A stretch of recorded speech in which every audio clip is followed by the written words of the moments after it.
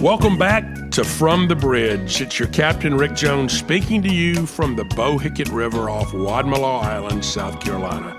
We're now heading towards the end of the college football season, and it's been a great one as always. Some teams have achieved just as we expected, while a number of other ones have failed. So we're going to talk today about why some sponsorships fail. No one goes into a sponsorship expecting it to fail, and yet that's exactly what happens. But my guest angler today is certainly not a failure. It's my partner at R&R Bait and Tackle, the incomparable Ron Cook of Nashville, Tennessee. You're going to really enjoy our conversation. And of course, we'll have another Tuesday tip and another On the Road with Rick. So let's get started before we fail.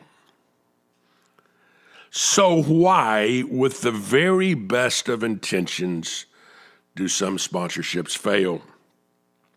In many cases, the sponsorship was doomed from the beginning because of what I call confusion. I have a sign in my office that says, "A confused mind always says no." Well, confusion exists when the sponsor never articulates exactly what they want to accomplish or what they expect to get out of it. And that confusion sets a very poor foundation for the sponsorship. If you don't know where you're going, it's difficult to get there. But here are a few other reasons that I think sponsorships fail. The first one I call the lack of gas money. You've bought this really nice sponsorship or this really nice car, but you don't have any money to drive it any place. I see so often where you've paid a rights fee, and then your boss or somebody in the financial department comes down the hall and says, "We've had some budget cuts. Let's take that money back." Or even worse, you didn't have enough budgeted to begin with. Again, a sponsorship is a marketing vehicle. You have bought a set of assets, a set of intellectual property, but you've got to take it places. And in many cases, we believe you got to spend 3 times as much on the activation as you do on the exact sponsorship rights fee or assets. Another reason is what I call greenwashing, and this is where the consumer rejects what you do. You don't walk the talk. You've made the assumption that the consumer won't see the phoniness of your participation. We see this a lot in charities where you've supported a certain cause. Let's say you're supporting green initiatives, and then we find out that you really are polluting the environment when you make those products. That someplace in your food chain, there's a lack of consistency in terms of what you're trying to do for the environment. The other one I call signing the check and dropping the ball. This is where you just think it's going to happen by osmosis. Okay, we did all the work of negotiating the deal. We went through the contractual period, and now everything should run smoothly. Well, folks, nothing ever runs smoothly. There are going to be nuances, changes. You've got to monitor what you're doing. When I sit here from the bridge as we're tacking out into the ocean, I've got to be aware of my surroundings. I got to be aware of other boats. I got to be aware of the depth of the water. I've got to be aware of the weather. I got to be aware of lots and lots of things. Same thing with sponsorship. Another reason that I think sponsorships fail is what I call a lack of an ambush protection. In many cases, you set yourself up where your competitor can step in and look like they're actually the sponsor. And folks, it's usually your own fault, because I believe the best defense is a great offense. And so I know a lot of people that think because we have category exclusivity, we're protected. Oh, no. It's what you do with it to remind the fan that you are a sponsor. Another reason sponsorships fail is not giving it enough time to develop. I see a lot of organizations that jump from property to property to property, hoping it's going to be better each time. I also see when new staff leadership comes in, they don't want to do what the other person did. They're always looking for the next shiny toy or their own toy. And the truth is, time in the marketplace is so essential. We've talked previously about Allstate and their Good Works team, and they're way in many years now where they've refined that program and it's become institutionalized and has become very successful. We've also mentioned Game Day, built by the Home Depot, that continues to be successful because of the commitment, the long-term commitment that Home Depot has had to ESPN. I also find that sometimes companies have too many little sponsorships. I call that the drizzle mentality, and I really believe that successful marketing involves thunderstorms. You want big, impactful activities. And so I would rather have fewer, bigger, better than a whole lot of drizzles and a whole lot of little sponsorships. I also find that, again, if you have insufficient staffing or other resources, both internal or external resources, you just don't have enough human beings to get stuff done. And so guess what? It doesn't get done. And so you've got to make sure that when you're looking at your sponsorship is what sort of resources are you going to need to have in terms of human capital and others. Another thing that I find is sometimes someone will buy a sponsorship and then find, lo and behold, it's very competitive for trade or other channels to participate because there's so many other sponsors beating on that same door. So let's say you're a CPG company and you've decided you're going to buy this in order to leverage Walmart, only to find that there are 8 other companies that are also trying to leverage Walmart all at the same time. Another reason that sponsorships fail is the failure to sell internally. People are not buying in at every level. In many cases, I've seen where marketing has bought something but has not effectively sold it in to the salespeople and the sales channels. And then you look back and say, we didn't get anything out of it. Well, no shit, Sherlock. I mean, you didn't sell it in. And the salespeople don't know what they had and don't know how to leverage it and don't know how to create value from the assets that you've bought. I also believe that the number one reason that sponsorships fail is overlooking the fans. And we've talked about this repeatedly on these podcasts, that fans pay for everything. And when you overlook the fans and you don't make fans the essential ingredient in your sponsorship, then you're going to fail. I also know that they fail because of this concept of not invented here. Someone new steps in and says, that's not my idea. And you have to fight that. In many cases, you see when they change agencies that they're changing direction and they're going in a different direction just because it wasn't their idea to begin with. But really, the reason that most sponsorships fail is you screw up. You've not done all the things that you need to do. We've said this before. It's not the bear in the woods that gets you, it's the mosquitoes. And the sponsorship business is full of mosquitoes. If you've learned anything from these past few months, is that sponsorship is complex. And if you cannot manage and exploit complexity, then you're probably going to fail. But after all, if it were easy, then everybody would be doing it.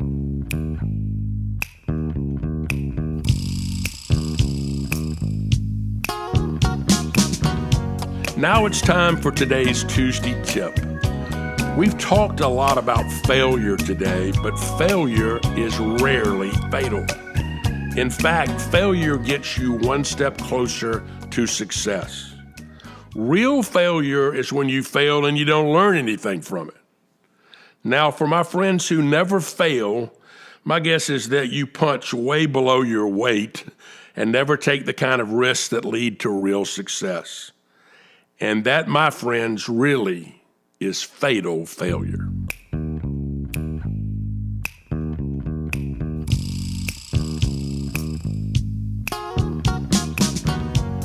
My guest today is my partner, Ron Cook, who is one of the R's in the R&R Bait and Tackle.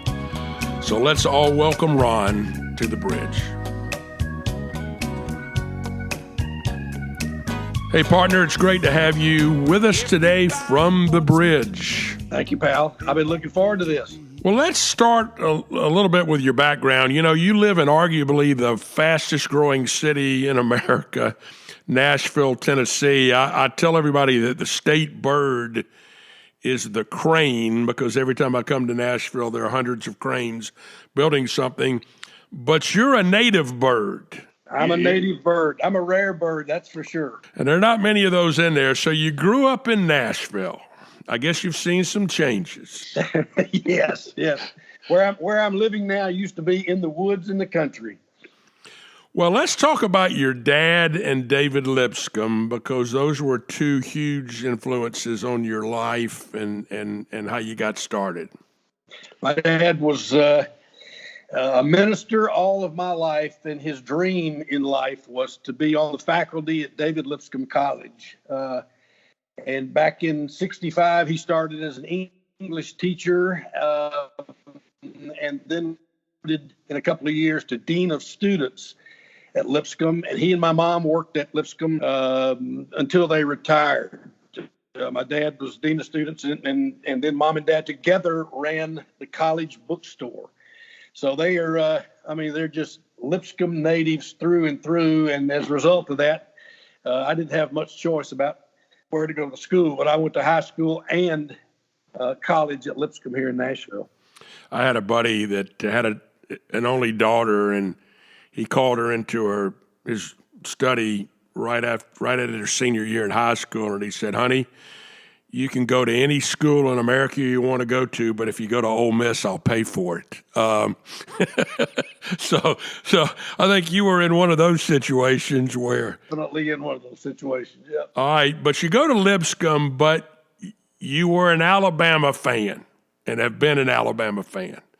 How did that happen? I was a Kenny Stabler and Joe Namath fan my whole life. Well, I guess really Bear Bryant was where to start with that, but got to go to the Orange Bowl for Namath's last game. I think that was 63 or 64 with my football team, and just never, ever stopped liking the Crimson Tide. Followed them forever and ever and ever, and then eventually ended up managing Kenny Stabler and became best friends with Kenny. So Alabama's the only, and my daughter went to school there, went to college there, but that's the only school I've ever loved in football from start to finish.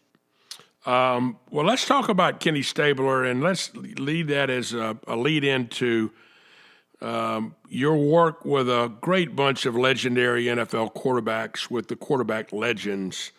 Talk about that program, how that started, and all the things you did with those guys. In the late 80s, Converse and Champion were clients of mine, and that's back when there weren't the big endorsements that people know about now. So for me to get Danny White or Bill Bates on the Cowboys, a shoe contract was a big deal. And so they wore Converse shoes, and then off the field, they wore Champion warm-up suits and that kind of thing. And that's kind of where that started. I did that for several years with Champion and Converse. Then when Danny White retired from the Cowboys, he started going to golf tournaments and charity events, and noticed that a lot of these older, great quarterbacks were playing in those tournaments, and most of them didn't have much to do.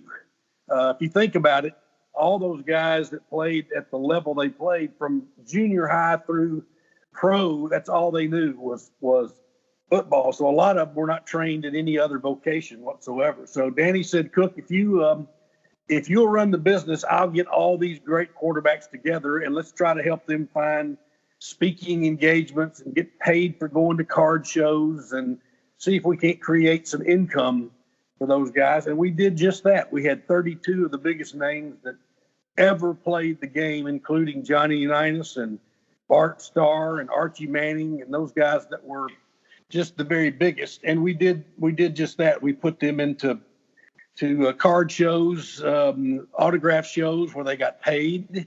We put them into TV commercials, did a book deal on a couple of them. It's just it was an amazing group of guys. And they taught me a whole lot about teamwork and leadership.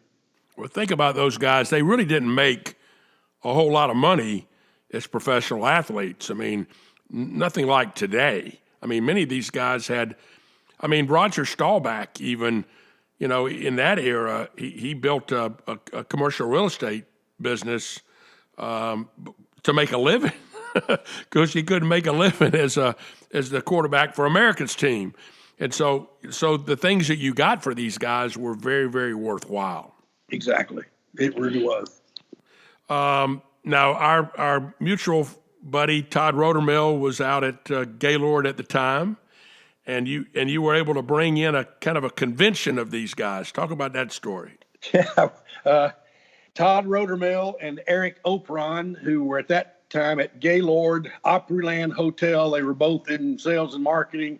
I went and met with those guys and said, I'm going to bring 32 of the biggest names that ever played quarterback here. I want to bring them here for our first annual convention. We want to do a golf tournament. We want to have a card show. Really would like the public to get to know those guys. We'll have our meeting here at Opryland. And they looked at me like I was nuts. They said, what do you want for that? And I said, well, if I bring them here, I'd like for you to pay for everything. I'd like for you to put him up in their rooms, to fly them in, and to feed them. And in return for that, we'll do all kinds of promotional things around your hotel and your golf course and your TV station. At that time, they had a TV station called Nashville Now. And they looked at me like I was crazy. And I said, I tell you what, you bring those guys in and we'll do all of that. And we did. It wasn't many months after that that all those men were standing in the lobby looking to me to say, where do we go next? Tell me the funny story about Y Tittle and being in the elevator. The last day we were there, we went to Opryland 3 years in a row and then went to Disney World after that for our annual convention. But the first time we were there, the last day, I hosted a breakfast for the quarterbacks and their wives to tell them thank you, tell them goodbye, whatever. And the Opryland Hotel is massive, easy to get lost and whatever. But anyway, Wyatt Tittle and his wife are on an elevator full of people coming down the elevator to the lobby. And a man in the front of the elevator said, what's going on here? Is all these old famous quarterbacks in the lobby? And another guy said, yeah, I'm pretty sure I saw Y. Tittle in the lobby yesterday. And the guy in the front said, oh, hell no, he's been dead for years. So Y came into our meeting and told that story and broke the place up. Well, you had a whole bunch of them. I want to talk about Disney for a minute because this is a great story. Disney is adamant that they don't co-brand. They don't put their logo with anybody else's logo, but they did once upon a time. Talk about that. Well, I think my wife knows that logo is, and I'm looking at it right now in a frame because it's supposed to go on my tombstone, but the Disney ears on that world is, one of the most sacred logos anywhere. When we took the quarterbacks to Disney World in Orlando, we were putting together a card show. They wanted to have the biggest sports card memorabilia show that anyone had ever run. So we were putting all that together. And so I asked the guy that was head of marketing at that time, named Phil Lingell, can I use the word Fantasia on the logo for this? And he said, like what? I said, I want to put quarterback legends, football Fantasia. He said, no, we don't let anybody use the logo, number one, and we don't let anybody use any of our words that are ours, number two. And I said, you talking about Fantasia? He said, yes. I said, I'll make a deal with you. If Fantasia is in the dictionary, and I used that name and used the logo. He laughed out loud and said, you got a deal? Stuck his hand out, shook my hand, and I showed him in the dictionary that Fantasia was in there. So I've got probably the only logo of the Disney ears with my logo on top of the Disney ears saying quarterback legends, football Fantasia. That's a great, great, great story. You also were a pioneer in the sports memorabilia business on QVC. Talk about that a little bit, how that came about. QVC in the early days found out that I was working with all those quarterbacks, and the president of the company called me and said, would you consider bringing Johnny Unitas on the air? We'd like for him to sell NFL footballs, autographed, and Baltimore Colt authentic helmets autographed. And I said, you know what? I don't think I want to do that. That feels a little cheesy to me for Ask Johnny Unitas to. They said, well, just come up here and take a look at what we do. So I flew to Philadelphia, and they took me all through, took me in the control room. And when I walked in that Saturday morning, Marie Osmond was on the air selling a line of China dolls, China-faced dolls. And they showed me the control room. At that point in time, there was like 850 people on the line that had already signed, had already given them their credit cards buying one of Marie's dolls. So I went out in the hall and called Johnny Unitas and said, get your fanny up here to Philadelphia and bring a box of Sharpies. We had the biggest show. They had the biggest show that they'd had for a while. They sold a tractor trailer load of footballs and a tractor trailer load of helmets that Johnny Unitas signed. And then we went to HSN and did many themed show. All four Raider quarterbacks who had never been together, Blanda, LaMonica, Stabler, Plunkett, all four of them signed Raider helmets and Raider footballs, and that no one had ever done that before. It was really a cool time for those guys, and they all made a lot of money doing that. Well, you became really close with Stabler. I mean, y'all were dear friends. Talk a little bit about him. Well, just of all the guys in the club, it amazed me that he was the one I became closest friends with and traveled with the most. He was in demand constantly for speaking engagements, football outings, and although he had a reputation of being the bad boy, he wasn't bad like bad is today. He just stayed out all night and drank a little too much and partied a little too much the night before games, and then took him typically took him a half a game to get back. He used to laugh and say that on Sunday mornings, when after he'd been out all night, the huddle was 90 proof. So he was just, he was really kind of a guy that just to get out and have a good time. But we became very close friends. And when he passed away, I had done all of his work, promotional work up to then, and was fortunate enough. His daughters asked me to speak at his graveside service, which was the only funeral service that he had. He was actually buried before a lot of people knew he had passed away, but he was my very closest friend out of that bunch, and just an amazing human being. Well, you talk about the craziness. I can remember a picture I saw of Lynn Dawson. Lynn Dawson was the quarterback of the Kansas City Chiefs in the first Super Bowl against the Green Bay Packers. And it's a picture of him on the sideline smoking a cigarette during the game. I mean, it's just, we laugh about, we go, what? How does that happen? But those guys were something else. I mean, they was a different era in pro football. They were a different kind of breed of guy. They loved the game. They played because they loved the game. It wasn't for the money at that point. Well, you also worked in the jewelry business, and it's kind of ironic that the intersection of the jewelry business, the intersection of QVC, and the intersection of our business in country music has come to fruition with a company called Jewelry Television. So who would have thought that you would take those three skill sets and put those all together? Talk a little bit about that. Well, it's all it's a pretty small circle. But yeah, when my dad was dean of students at Lipscomb, Louise Mandrell did a benefit concert for the college. And after the show was over, my dad asked me to come back and meet her and to give her a gift to the school. At that time, I was in the wholesale jewelry business, had salesmen on the road in the Southeast, selling small jewelry stores. And so we made her a beautiful diamond pendant. My dad presented the diamond pendant to her and said, thank you, whatever. Well, Louise asked me if I had a card. I gave her a card. And about 3 weeks later, all three of the Mandrell sisters showed up in my jewelry showroom and wanted to know if they could buy Rolex watches and diamonds and jewelry at wholesale. And they turned out to be a pretty large account. But Barbara is the reason that I met Terry Bradshaw and Danny White and a lot of those quarterbacks is because they were close to her. And as I told you before, it's kind of interesting. All those quarterbacks wanted to be in the music business. And all those music people wanted to be professional athletes. So I had a pretty cool little niche going for several years.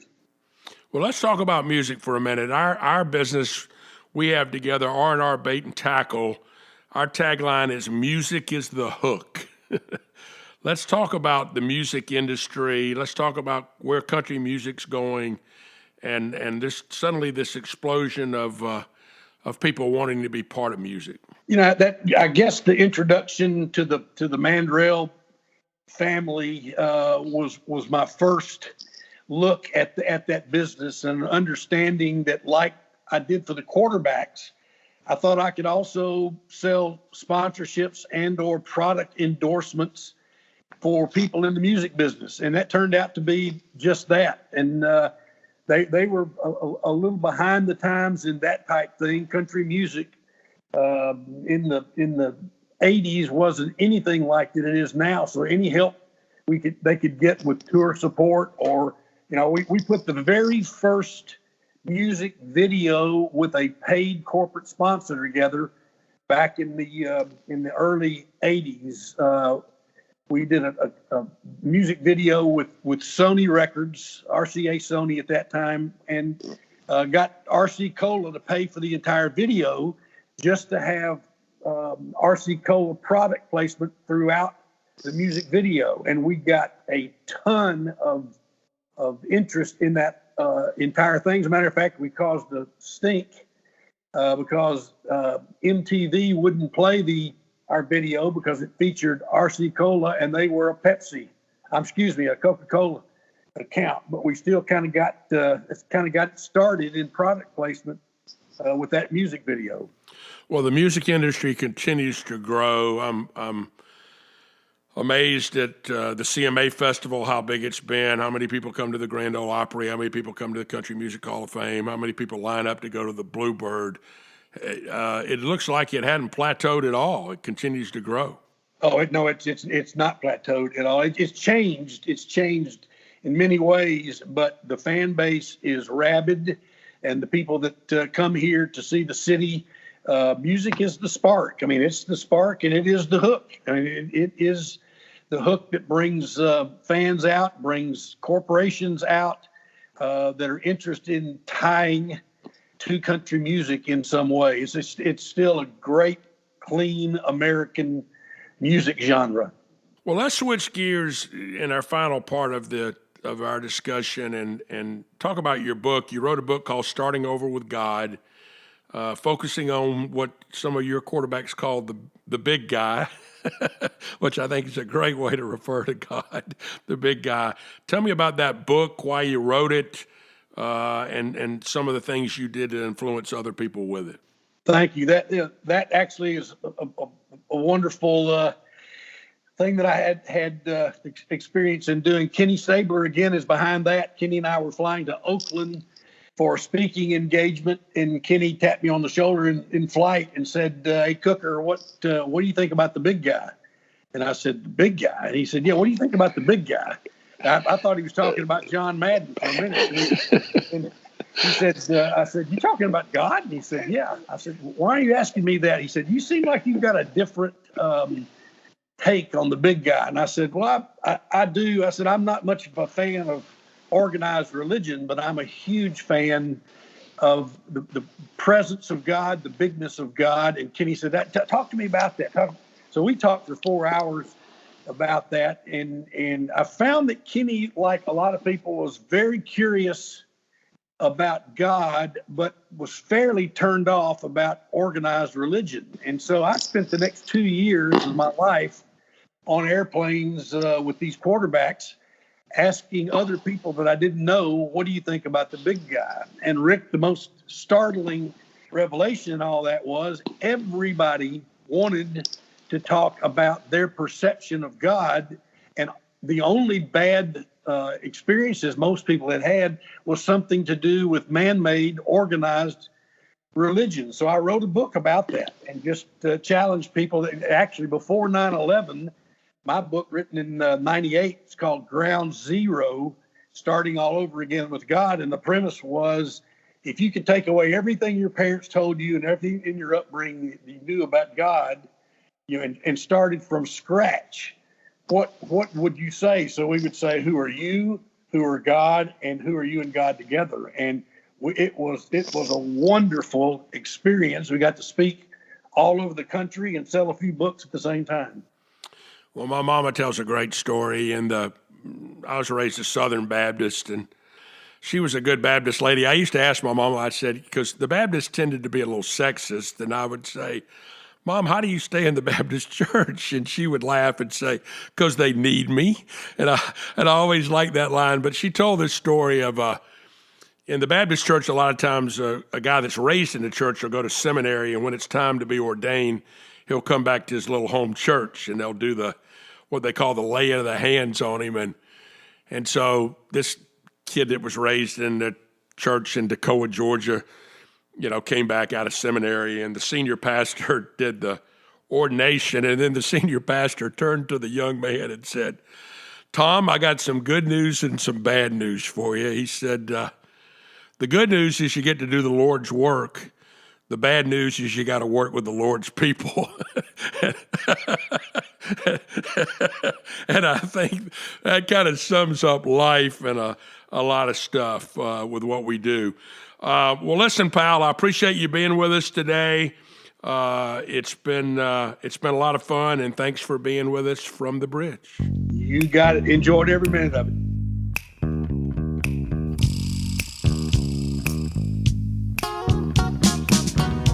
We'll close today's show with another On the Road with Rick segment. We've talked a lot about Nashville today, and I have a favorite breakfast place in Nashville.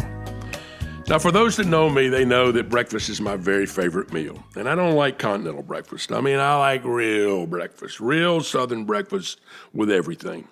Well, there's a special restaurant in the Omni Hotel in downtown Nashville called Kitchen Notes. And it's interesting because that Omni is right next to the Country Music Hall of Fame, right in the heart of everything. And they have themed the entire building around music. And so it's not surprising that their restaurant is called Kitchen Notes. They have great food all the time, but they have a fabulous breakfast bar, and it's got everything I love. Eggs any way you want them, fresh fruit, stone ground grits, country ham, apple smoked bacon. They even have beef brisket and hash. But what makes it truly special are the biscuits. Several times each day, they'll be bringing out different kinds of biscuits: buttermilk biscuits, gluten-free biscuits, whole wheat biscuits, cheese biscuits, cinnamon biscuits, you name it, they got it. Plus, they have jams directly from the Loveless Cafe, another place that we've talked about. It'll start your day the right way. In fact, you won't need to eat again for the rest of the day or the rest of the week. I'm glad you joined us today and look forward to seeing you right back here next week.